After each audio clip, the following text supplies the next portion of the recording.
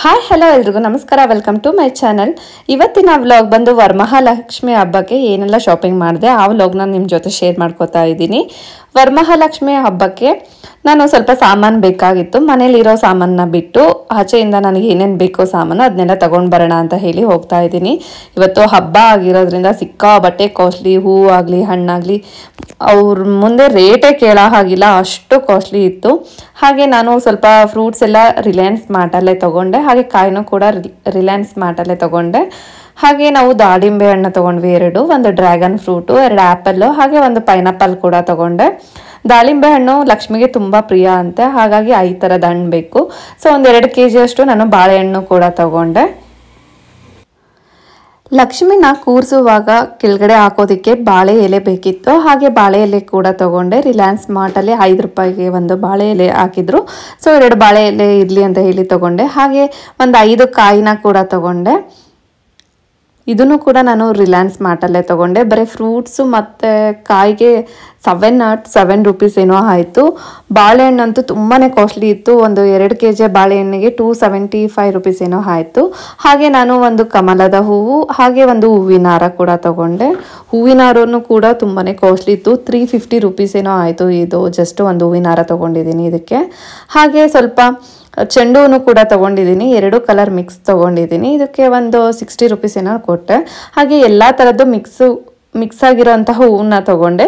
ಇದಕ್ಕೆ ನಾನು 160 rupees pay ಮಾಡಿದೆ. ಜಸ್ಟ್ ಅರ್ಧ kg ಇದೆ, ಇದಕ್ಕೆ 160 ರೂಪೀಸ್ನ ಕೊಟ್ಟೆ. ಎಲೆ ಕೂಡ ತುಂಬಾ ಕಾಸ್ಟ್ಲಿ ಆಗಿತ್ತು, 50 ಎಲೆಗೆ 100 ರೂಪೀಸ್ನ ಪೇ ಮಾಡಿದೆ.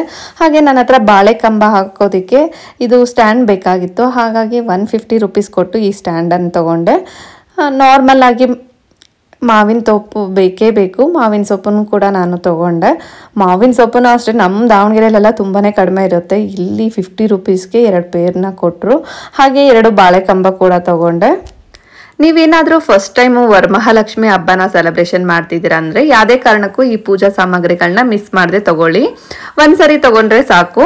ಒಂದು ಗೆಜ್ಜೆ ವಸ್ತ್ರನ ತೊಗೊಂಡಿದ್ದೀನಿ, ಹಾಗೆ ಲವಂಚದ ಬೇರು ಕೂಡ ತೊಗೊಂಡಿದ್ದೀನಿ. ಗ್ರಂಥಿಗೆ ಅಂಗಡಿಯಲ್ಲಿ ಲವಂಚದ ಬೇರು ಅಂತ ಕೇಳಿದರೆ ಕೊಡ್ತಾರೆ. ಇದು ಒಂದು 4-5 ಟೈಮು ಆರಾಮಾಗಿ ಯೂಸ್ ಮಾಡ್ಬೋದು, ಅಷ್ಟು ಕೊಟ್ಟಿದ್ದಾರೆ. ಇದು ಲವಂಚದ ಬೇರನ್ನ ನೋಡ್ಬೋದು ನೀವು, ಇಷ್ಟು ಕೊಟ್ಟಿದ್ದಾರೆ. ನಾವು ಸ್ವಲ್ಪ ಈ ಸರಿ ಯೂಸ್ ಮಾಡಿಕೊಂಡು ನೆಕ್ಸ್ಟ್ ಟೈಮು ಕೂಡ ನಾವು ಆರಾಮಾಗಿ ಉಳಿಸ್ಕೋಬೋದು. ಹಾಗೆ ನಂತರ ನಾನು ಅಷ್ಟಗಂಧ ಅಥವಾ ಗಂಧದ ಪೌಡ್ರು ಅಂತ ಹೇಳ್ತಾರೆ, ಅದನ್ನು ಕೂಡ ಅಲ್ಲೇ ತೊಗೊಂಡಿತ್ತು ಗ್ರಂಥಿಗೆ ಅಂಗಡಿಯಲ್ಲಿ. ಇವೆಲ್ಲ ವಸ್ತುಗಳು ಗ್ರಂಥಿಗೆ ಅಂಗಡಿಯಲ್ಲೇ ಸಿಗ್ತವೆ. ಜಾವತ್ ಪೌಡರು ಅಂತ ಕೇಳಿದ್ರು ಕೂಡ ಕೊಡ್ತಾರೆ. ಗೋಮೂತ್ರ ಹಾಗೆ ಗಂಗಾಜಲ ಕೂಡ ನಾನು ತೊಗೊಂಡೆ.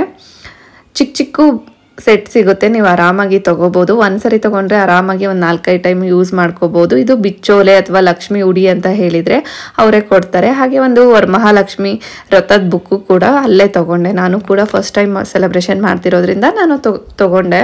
ಹಾಗೆ ನಾನು ಒಂದು 10 ಅಡಿಕೆನ ತೊಗೊಂಡಿದ್ದೀನಿ. ಇದು ಗುಲ್ಗಂಜಿ ಅಂತ ಕೇಳಿದರೆ ಕೊಡ್ತಾರೆ. ಒಂದು 6 ಗುಲ್ಗಂಜಿ, ಲಕ್ಷ್ಮಿ ಕವಡೆ 6 ಲಕ್ಷ್ಮಿ ಕವಡೆ ಕೂಡ ನಾನು ತೊಗೊಂಡಿದ್ದೀನಿ.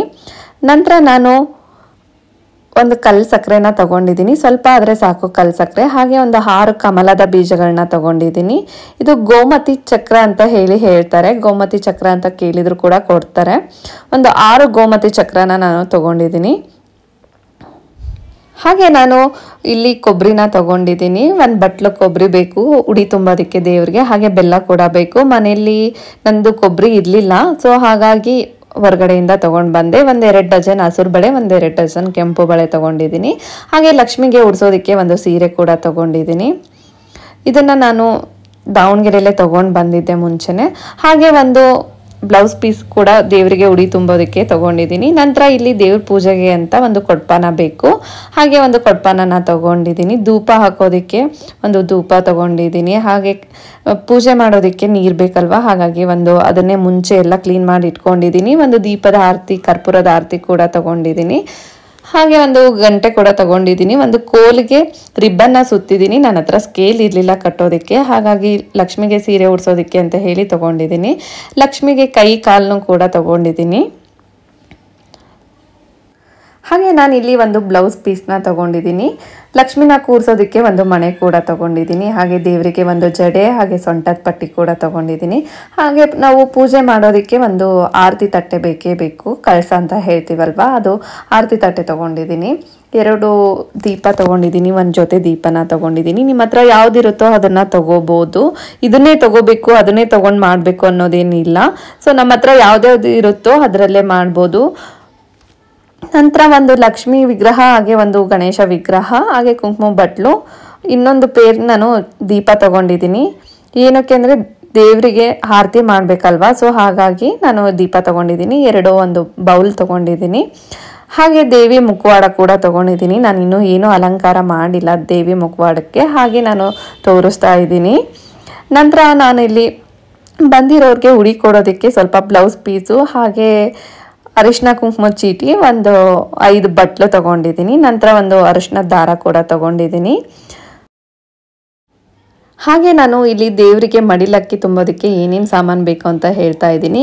ಅಕ್ಕಿ 1/4 ಕಪ್ಪಷ್ಟು ಅಕ್ಕಿ ಹಾಕ್ಕೊಡಿ. ಹಾಗೆ ಬೆಲ್ಲ, ಒಂದು ಬ್ಲೌಸ್ ಪೀಸು, ಕೊಬ್ಬರಿ, ಬೆಲ್ಲದ ಅಚ್ಚು, ಅರಿಶಿಣ, ಕುಂಕುಮ, ಎಲೆ ಅಡಿಕೆ, ದಕ್ಷಿಣೆ, ಆಮೇಲೆ ನಿಮ್ಗೆ ಯಾವ ಫ್ರೂಟ್ಸ್ ಇರುತ್ತೋ ಆ ಫ್ರೂಟ್ಸ್ನ ಇಡ್ಬೋದು ದೇವ್ರ ಮುಂದೆ. ಹಾಗೆಯೇ ನಾವು ಗ್ರಂಥಿಗೆ ಅಂಗಡಿಯಲ್ಲಿ ಯಾವ್ಯಾವ ಸಾಮಾನು ಸಿಗುತ್ತೆ ಅಂತ ಕೂಡ ಹೇಳ್ಬಿಡ್ತೀನಿ. ವರಮಹಾಲಕ್ಷ್ಮಿ ಬುಕ್ಕು, ಬಟ್ಲು ಅಡಿಕೆ, ಗೋಮೂತ್ರ, ಗಂಗಾಜಲ, ರೋಸ್ ವಾಟರ್, ಲವಂಚದ ಬೇರು, ಪಚ್ಚ ಕರ್ಪೂರ, ಜಾವತ್ ಪೌಡ್ರು, ಗಂಧದ ಪೌಡ್ರು, ಬಾಗಿನ ಸೆಟ್ಟು, ಗೆಜ್ಜೆ ವಸ್ತ್ರ, ಗೋಮತಿ ಚಕ್ರ, ಕಮಲದ ಬೀಜ, ಲಕ್ಷ್ಮೀ ಕವಡೆ, ಕಲ್ ಸಕ್ಕರೆ, ಇದೆಲ್ಲ ಕೂಡ ನಾವು ಗ್ರಂಥಿಗೆ ಅಂಗಡಿಯಲ್ಲೇ ತೊಗೊಂಬರ್ಬೋದು. ಇವತ್ತಿನ ವಿಡಿಯೋನ ನಾನು ಇಲ್ಲಿಗೆ ಎಂಡ್ ಮಾಡ್ತಿದ್ದೀನಿ. ವಿಡಿಯೋ ಇಷ್ಟ ಆದರೆ ನಿಮಗೆ ಯೂಸ್ಫುಲ್ ಅನಿಸಿದರೆ ಹಾಗೆ ಒಂದು ಲೈಕ್ ಮಾಡಿ, ಶೇರ್ ಮಾಡಿ, ಸಬ್ಸ್ಕ್ರೈಬ್ ಮಾಡಿ. ಇನ್ನು ಯಾರೆಲ್ಲ ನನ್ನ ಚಾನಲ್ನ ಸಬ್ಸ್ಕ್ರೈಬ್ ಆಗದೆ ನೋಡ್ತಾ ಇದ್ದೀರಾ ಪ್ಲೀಸ್ ಹೋಗಿ ಸಬ್ಸ್ಕ್ರೈಬ್ ಮಾಡ್ಕೊಳ್ಳಿ. ಹಾಗೆ ಪಕ್ಕದಲ್ಲಿರೋ ಬೆಲ್ ಬಟನ್ನ ಕ್ಲಿಕ್ ಮಾಡಿ. ಬೆಲ್ ಬಟನ್ನ ಕ್ಲಿಕ್ ಮಾಡೋದ್ರಿಂದ ನನ್ನ ಎಲ್ಲ ವಿಡಿಯೋಗಳ ನೋಟಿಫಿಕೇಶನ್ ನಿಮಗೆ ಬರುತ್ತೆ ಅಂತ ಹೇಳ್ತೀನಿ. Thank you for watching.